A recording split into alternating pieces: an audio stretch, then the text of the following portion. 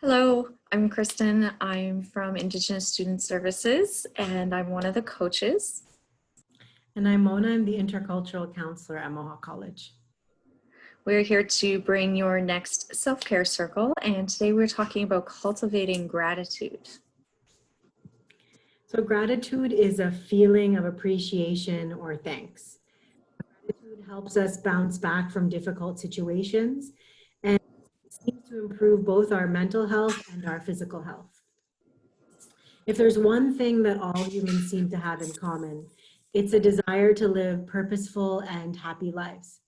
So in our search for happiness, one thing that often comes up is this question of gratitude. And a common misconception that I've heard in the past is that once we are happy, we will be grateful. So people will say, when I'm happy, when I've completed this thing that I need to do, that's when I'll feel a sense of gratitude. But it actually seems to be the other way around, that learning to cultivate gratitude is what increases our happiness.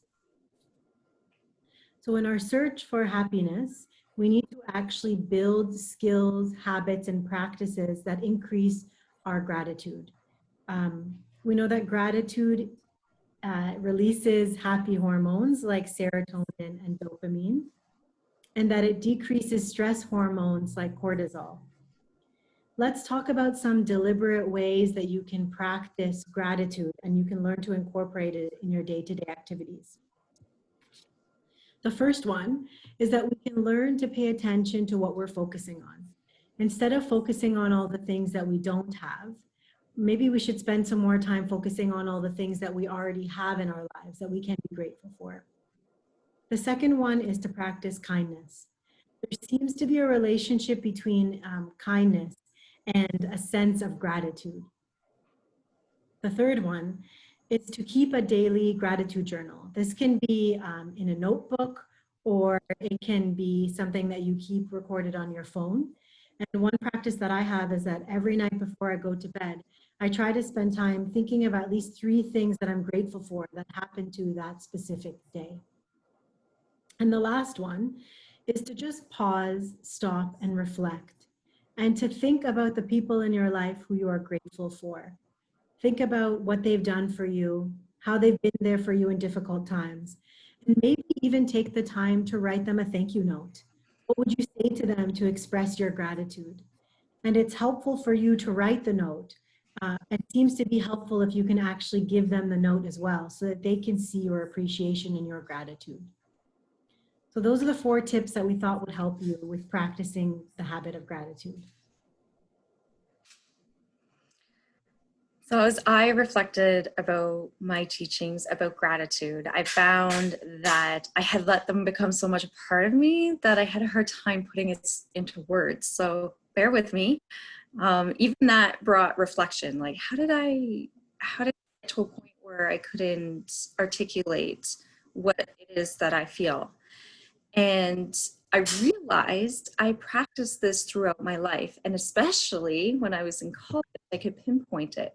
So our elders tell us to wake up every day and give thanks for waking up, and to go to sleep being thankful for the life that we got to live today.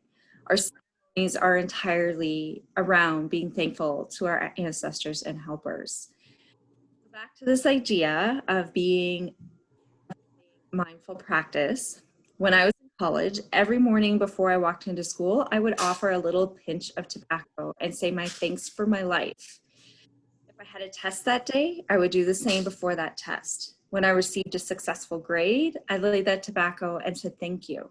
It wasn't school stuff that I did this for, but it was during this time, these 2 years, where I constantly was taking that physical action and mindfulness to be thankful with my tobacco. That allowed me not to just learn gratitude, but to begin embodying it. So traditional tobacco has been harder for me to come by since then, but I find that it's in my heart. And my elders have told me that if I don't have any, that feeling in my heart is still okay to offer. It's even better.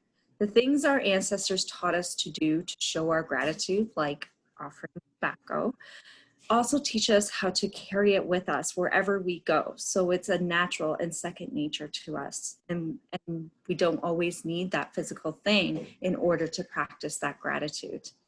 But I leave you with this challenge to practice a teaching of gratitude that you have received from your family, community, or elders, from your culture.